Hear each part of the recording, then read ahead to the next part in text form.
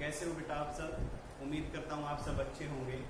देखो हमने जो फोर्थ यूनिट हम स्टार्ट कर रहे थे, फोर्थ यूनिट इलेक्ट्रोमैग्नेटिक इंडक्शन, और इलेक्ट्रोमैग्नेटिक इंडक्शन में बेटा लास्ट टॉपिक हमने छोड़ा था लेंज लॉ पे। लेंज लॉ के ऊपर हमने अगर डिफाइन पूछे, डेफिनेशन पूछी जाए कि लेंज लॉ की डेफिनेशन हम कैसे डिफाइन करेंगे लेंज लॉ को, तो कैसे करेंगे लेंज लॉ को डिफाइन? भाई कोई भी कॉइल है और जब हम उसका मैग्नेटिक फील्ड चेंज करते हैं तो लेंज लॉ की हेल्प से हम उसके अंदर जो इंड्यूस्ड करंट प्रोड्यूस होता है उस इंड्यूस्ड करंट की डायरेक्शन फाइंड आउट कर सकते हैं। ऐसा ही किया था। अब लेंज लॉ के अंदर एक बात मैं बता के और फिर नेक्स्ट टॉपिक पे बढ़ता हूँ बेटा। लेंज लॉ की एक पॉइंट मैं बता देता हूँ। लेंज लॉ में आपने ये कहा था कि let we have a coil and it is connected with a galvanometer.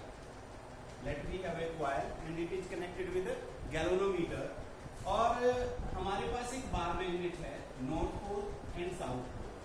When we take close this bar magnet to the coil, then we can say that in the coil magnetic field change, and when we take away the bar magnet, then we can say that the magnetic field of the coil again change.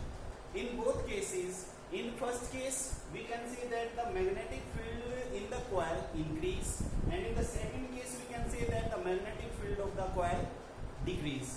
We can say that the magnetic field in each case is change. कह सकते हैं ऐसा कि change हो रहा है, ठीक बात है। अब इस बार मैग्नेट को या तो हम कॉइल की तरफ लेके जाएं या कॉइल से दूर करें। हमें क्या करना पड़ेगा? सीधी सी बात है, क्या करना पड़ेगा? मैकेनिकल वर्क करना पड़ेगा। क्या करना पड़ेगा भाई? Mechanical work. किसी भी चीज को एक जगह से दूसरी जगह लेके जा रहे हैं तो मैकेनिकल वर्क करना पड़ेगा। Work is the form of energy. Work किसकी फॉर्म है? एनर्जी की। अब हम यहाँ से इस बार मैग्नेट को या तो इस तरफ लेके जा रहे हैं या इस तरफ लेके जा रहे हैं, हमें काम करना पड़ रहा है। काम करना पड़ रहा है तो हम एनर्जी को क्या कर रहे हैं? लगा रहे हैं, अप्लाई कर रहे हैं। तो वो एनर्जी गई कहाँ? According to law of conservation of energy वो गई कहाँ? वो गई कहाँ बेटा? इसमें मैकेनिकल एनर्जी ने कौन सी एनर्जी प्रोड्यूस कर दी? Very good. तो कौन सी एनर्जी प्रोड्यूस कर दी? Electrical energy. Mechanical energy convert into electrical energy. Clear होगी? अब नेक्स्ट इसके और आगे बढ़ते हैं। मान लो मैंने इस बार मैग्नेट को क्लोज कर दिया, इसके क्लोज लेकर आके के फिर किस पे छोड़ दिया? रेस्ट पे। रेस्ट पे छोड़ने से फिर क्या होगा? अब मैं इनको ना पॉइंट वाइज लिखवा रहा हूं। देखो पॉइंट वाइज आप नोट कर सकते हो इन पॉइंट्स को समझने के लिए। First, when bar magnet move then we can say that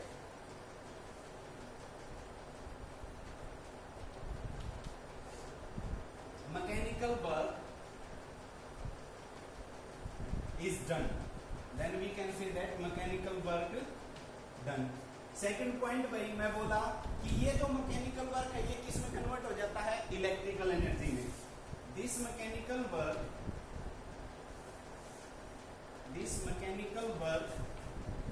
convert into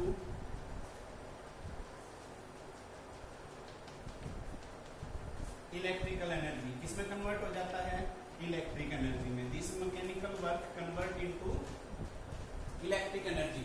यहां तक आ गई बात, इलेक्ट्रिक एनर्जी में कन्वर्ट हो गया। अब तीसरा स्टेप क्या है? तीसरे स्टेप पे हम कहां जाएंगे? तीसरा स्टेप ये है, सुन लो ध्यान से, कि जब हम बार मैग्नेट को रेस्ट पे कर देते, मान लो इसको से दूर लेके गए तब रेस्ट पे छोड़ दिया, क्लोज लेके आए तब रेस्ट पे छोड़ दिया। रेस्ट पे छोड़ते ही इसके अंदर भी करंट क्या हो गया? जीरो हो जाता है। रेस्ट पे करते ही करंट फिर से क्या हो जाता है? जीरो। तो फिर भाई जो वो हमारी इलेक्ट्रिकल एनर्जी थी वो कहां चली गई?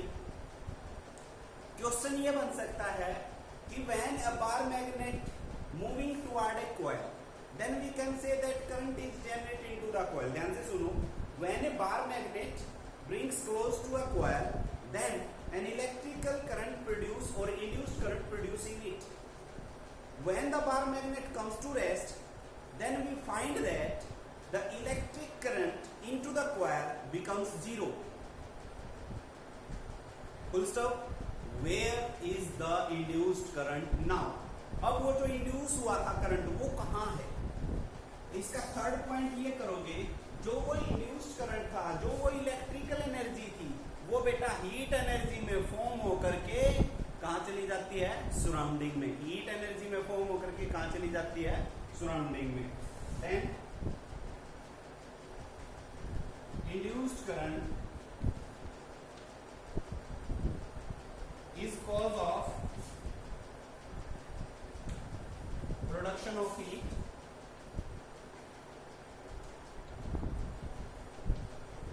and this heat transferring to surrounding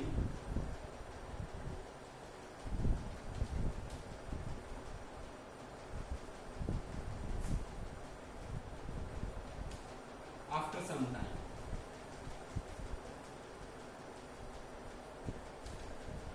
तो इसलिए जो वो कॉइल है, वो कॉइल फिर से किस पे चली जाती है भाई? न्यूट्रल पे चली जाती है, उसके अंदर कोई एनर्जी नहीं बचती। क्लियर होगी ये बात? तो ये लेंस लॉ का एक पॉइंट रह गया था बेटा, जो आपका लास्ट वाले टॉपिक से उनमें देखा होगा। तो मैंने 3 बातें बताई हैं, एक बार और मैं रिपीट कर रहा हूँ। जब हम बार मैग्नेट को कॉइल के क्लोज लेके आते हैं तो इसके अंदर क्या प्रोड्यूस होती है? Electrical energy. किससे कन्वर्ट हुई? वो मैकेनिकल एनर्जी से। वो जो इलेक्ट्रिकल एनर्जी है बार मैग्नेट को रोकते ही किस में कन्वर्ट हो जाती है? वो हीट एनर्जी में, और वो हीट एनर्जी किस में चली जाती है? फिर सराउंडिंग में। क्लियर होगी ये बात? हाँ, एक पॉइंट ये ध्यान रखो, लेंज लॉ से हम क्या निकाल सकते हैं? Direction of induced current. Direction of induced current close लेके आएंगे तो ये नॉर्थ का काम करेगा, दूर लेके जाएंगे तो ये साउथ का काम करेगा। साउथ और नॉर्थ से मैंने बताया था आपको हम क्या निकाल सकते हैं? डायरेक्शन। जैसे नॉर्थ बनेगा तो ऐसे कर लेंगे और साउथ बनेगा तो ऐसे इसकी डायरेक्शन लिख देंगे। तो ये डायरेक्शन हम निकाल सकते हैं करंट में। क्लियर होगी ये बात? आगे बढ़ो। आगे भाई एक पॉइंट हमने पीछे किया था 3rd यूनिट में, फ्लेमिंग लेफ्ट हैंड रूल। क्या था? Fleming left hand rule. In Fleming left hand rule, what you studied over there? We take left hand, Fleming left hand. This first finger, middle finger, and this is thumb. First finger must be along the direction of magnetic field. This must be along the direction of current. Then thumb gives the direction of magnetic force. ये तो था Fleming left hand rule. अब Fleming right hand rule क्या कहता है वो सुन लो। Right ये ले लिया भाई, ये मेरा लेफ्ट था तो ये अब राइट लिया है। राइट सुनो ध्यान से, जो ये फर्स्ट फिंगर है, ये फर्स्ट फिंगर आपका किसके अलोंग होना चाहिए? मैग्नेटिक फील्ड के। किसके अलोंग होना चाहिए? मैग्नेटिक फील्ड के। जो ये सेकंड फिंगर है, मिडल फिंगर जिसे हम बोलते हैं, ये जो सेकंड फिंगर है ये होनी चाहिए भाई आपकी करंट की डायरेक्शन के अलोंग। किस तरफ होनी चाहिए? करंट की डायरेक्शन के अलोंग। तो जो ये थंब है, थंब किसकी डायरेक्शन देगा? थंब आपका डायरेक्शन देगा, थंब किसके अलोंग होना चाहिए? डायरेक्शन ऑफ कंडक्टर या motion of conductor. Motion of conductor, conductor किस तरफ मूव हो रहा है? करंट, मैग्नेटिक फील्ड और कंडक्टर की मोशन। अगर मैग्नेटिक फील्ड में कोई कंडक्टर मूव कर रहा है तो उसके अंदर करंट इंड्यूस्ड होएगा ना। तो आप सीधी सी ये बात रखो ध्यान में कि जो फ्लेमिंग राइट हैंड रूल है, फ्लेमिंग राइट हैंड रूल की हेल्प से हम इंड्यूस्ड करंट की डायरेक्शन निकाल सकते हैं। Fleming right hand rule.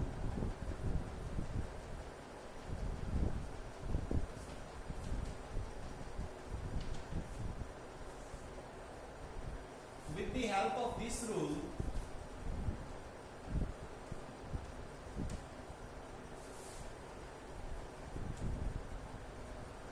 we can find the direction of induced current. We can find the direction of induced current. How can we find the direction of induced current? With the help of Fleming right hand rule. Listen, first finger must be along magnetic field. First finger must be along magnetic field. Second finger, middle finger, you can say, middle finger gives the direction of current, induced current. And thumb must be in the direction of motion of conductor. Motion of conductor. Motion of conductor. देखो बेटा, definition तो चलो हमने रट ली, पढ़ ली, याद कर ली। अब इसका एक एग्जांपल मैं बताता हूँ जो कई बार क्वेश्चन पूछा गया है, एग्जाम में पूछा गया है ये क्वेश्चन। जैसे देखो, कई बार कंपटीशन में जो कंपटीशन की तैयारी कर रहे हैं बच्चे, उनके सामने भी ये क्वेश्चन आ जाएगा जो अब मैं आपके सामने डिस्कस करता हूँ। किसी ना किसी फॉर्म में जरूर मिलता है ये क्वेश्चन। क्वेश्चन आपसे कई बार ये पूछ लिया जाता है, let me have a conductor like that and the current passing through it is in this direction. इस डायरेक्शन में करंट है, हमारे पास कोई कॉइल है, let's say this coil is in the shape of rectangle. किस शेप में है भाई? रेक्टेंगल की शेप में है ये कॉइल कोई।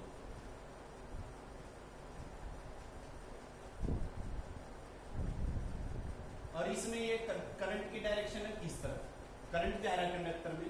अब ओर्स्टेड एक्सपेरिमेंट क्या कहता है, किसी भी कंडक्टर से अगर हम करंट पास करेंगे तो क्या होएगा भाई? उसका एक मैग्नेटिक फील्ड होता है ना। अब जो ये कॉइल है, रेक्टेंगुलर लगा लो या स्क्वायर लगा लो, सर्कुलर भी हो सकती है। अब जो ये कॉइल है, ये कॉइल मान लो v वेलोसिटी से किस तरफ जा रही है? कंडक्टर से अवे। v वेलोसिटी से किस तरफ जा रही है? कंडक्टर से away. Then find the current induced in this coil, find the direction of induced current in this coil। Question आ गया समझ में? let me have a conductor and the current passing through this conductor is I and a rectangular or square or circular coil moving away from this conductor with the velocity v, then find the direction of induced current in this coil। बेटा ध्यान से समझना, ये question basic सा question है और आगे जो आने वाले क्वेश्चंस हैं उनके लिए मतलब बेस्ट एग्जांपल है ये, और फ्लेमिंग राइट हैंड रूल को तो समझने के लिए है। ध्यान से सुनो, बिल्कुल देखना बेटा, 3 डायमेंशनल ज्योमेट्री आपके दिमाग में भी बननी चाहिए इसके लिए, क्योंकि जरूरी नहीं है कि बोर्ड का व्यू आपको सही जा रहा हो। तो सोचना कुछ इस तरीके से इमेजिनेशन करो कि कंडक्टर वायर है और उससे कोई लूप है, जो कॉइल है वो क्या हो रहा है? उससे दूर जा रहा है। पहली बात अब आपके दिमाग में जो पहले आपको पता है कि जब कोई कंडक्टर उसमें से करंट आई पास हो रहा है, करंट आई पास हो रहा है, तो हम राइट हैंड पाम रूल से इसकी मैग्नेटिक फील्ड निकाल सकते हैं। राइट हैंड पाम रूल से इसकी मैग्नेटिक फील्ड निकाली तो देखो, thumb along the direction of current. अब हमारी जो ग्रिपिंग ऑफ फिंगर है, ग्रिपिंग ऑफ फिंगर यहाँ से ऊपर उठ रही है, ऊपर उठ रही है, तो यहाँ पे तो मैग्नेटिक फील्ड क्या हो गया? अपवर्ड, ऊपर की तरफ। और ये ऊपर उठ करके फिर यहाँ गई, जहाँ पे हमारी कॉइल है वहां पे मैग्नेटिक फील्ड किस तरफ है? परपेंडिकुलर है बोर्ड के इनवर्ड, परपेंडिकुलर बोर्ड के इनवर्ड। क्लियर होगी ये बात? अब इस कंडक्टर का मैग्नेटिक फील्ड ये है, और जो ही ये कॉइल यहाँ से यहाँ चली गई, ध्यान से सुनना, जो ही ये कॉइल यहाँ से यहाँ गई तो वायर के नजदीक मैग्नेटिक फील्ड क्या? स्ट्रॉन्ग, यहाँ पे तो स्ट्रॉन्ग मैग्नेटिक फील्ड है, और जो ही ये दूर जा रही है तो मैग्नेटिक फील्ड क्या होता जा रहा है? वीक होता जा रहा है। मैग्नेटिक फील्ड क्या होता जा रहा है? वीक। तो इसका मतलब हम कह सकते हैं कि मैग्नेटिक फील्ड चेंज हो रहा है। मैग्नेटिक फील्ड चेंज हो रहा है तो फ्लक्स जनरेट होगा, फ्लक्स जनरेट होगा तो ईएमएफ भी जनरेट होगा। E is equal to minus of D phi by D T था ना, फाई को आप क्या लिख सकते हो? E is equal to minus of D by D T, phi को हम बी ए लिख सकते हैं, कोस थीटा भी आ जाएगा, चलिए हम लिख लेते हैं कोस थीटा भी। तो बी चेंज हो रहा है तो इसका मतलब ये पूरी टर्म चेंज होगी, ये पूरी टर्म चेंज होगी तो क्या प्रोड्यूस होगा? ईएमएफ। क्या प्रोड्यूस होगा? ईएमएफ। और ईएमएफ प्रोड्यूस होगा तो क्या प्रोड्यूस होगा? Induced current. बिल्कुल सही बात है, ये लाइन पकड़ लो आप। जब कोई भी कंडक्टर में या कॉइल में मैग्नेटिक फील्ड चेंज होगा, उसका एरिया चेंज होता है या उसका एंगल चेंज होता है तो क्या प्रोड्यूस होता है? ईएमएफ। क्या प्रोड्यूस होता है? ईएमएफ। ईएमएफ प्रोड्यूस होगा तो इंड्यूस्ड करंट भी आएगा। अब सुनो भाई, ये आपका स्ट्रॉन्ग मैग्नेटिक फील्ड से कॉइल किस तरफ जा रही है? दूर जा रही है, वीक मैग्नेटिक फील्ड की तरफ। अब जब ये जा रही है तो वीक मैग्नेटिक फील्ड की तरफ, ध्यान से सुनो, इसका मैग्नेटिक फील्ड किस तरफ था? अंदर की तरफ। मैग्नेटिक फील्ड अंदर की तरफ था। अब मैग्नेटिक फील्ड अंदर की तरफ था और इसके अंदर इंड्यूस्ड ईएमएफ जनरेट हो रहा है। इंड्यूस्ड ईएमएफ क्या कर रहा था? ये नेगेटिव साइन देख लो, क्या कर रहा था? शाबाश, क्या कर रहा था?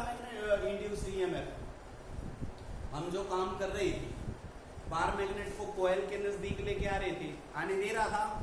नहीं। दूर लेके जा रहे थे, दूर जाने दे रहा था? नहीं जाने दे रहा था। तो इसका मतलब ये हुआ कि इसके अंदर मैग्नेटिक फील्ड कुछ ऐसी जनरेट हो जाएगी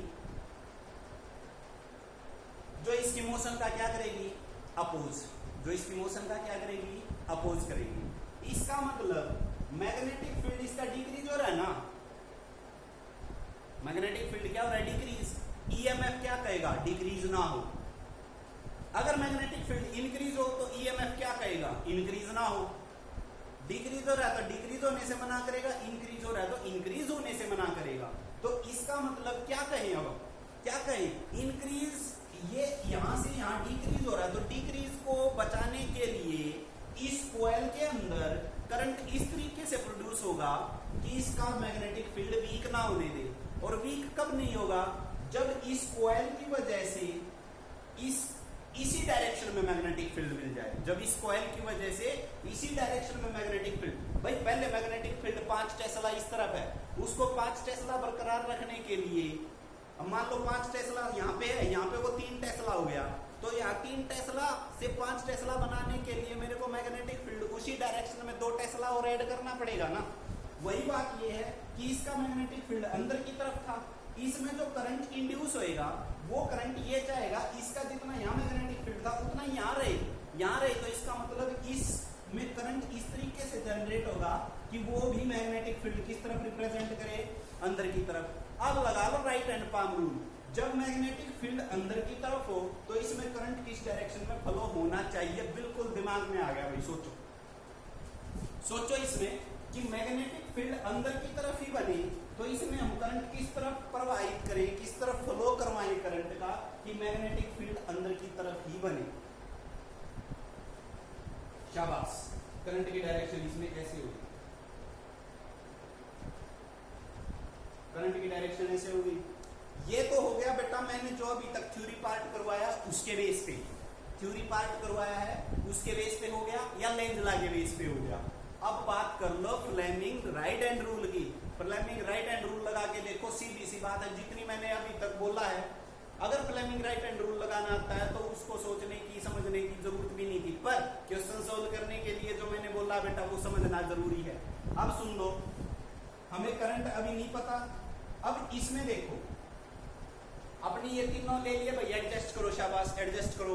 फर्स्ट फिंगर किस तरफ होना चाहिए, मैग्नेटिक फील्ड, ये किस तरफ होना चाहिए, मोशन, किस तरफ आपका कंडक्टर मूव कर रहा है तो ये किसकी डायरेक्शन दे देगा, करंट की। अच्छा, यहाँ पे मैग्नेटिक फील्ड किस तरफ है, अंदर की तरफ, और ये मूव किस तरफ कर रहा है, नीचे की तरफ। देखो चलो मैं एक बार इस तरफ आ जाता हूं, मैग्नेटिक फील्ड और मूव ये अंदर की तरफ कर रहा है। इस आर्म में देखो करंट किस तरफ जा रहा है, ऐसे देखो, ये मैं थंब नीचे ले जा रहा हूं, हम नीचे ले जा रहा हूं तो देखो मेरी फिंगर ये कहां जा रही है, मेरी तरफ आ रही है ना, मेरी तरफ आ रही है, तो यहाँ करंट की डायरेक्शन इस तरफ, करंट फ्लो एक आर्म में अगर पता चल गया तो बाकियों में आपको फ्लो पता ही चल जाएगा बेटा। तो फ्लेमिंग राइट हैंड रूल से भी हम डायरेक्शन निकाल सकते हैं इंड्यूस्ड करंट की, लेंज लॉ की हेल्प से भी। और जितना बेटा मैंने इसमें करवाया है वो एक बार ध्यान से सुनना, मैं ये कह रहा हूँ डायरेक्शंस का पर्पज है इस क्वेश्चन में।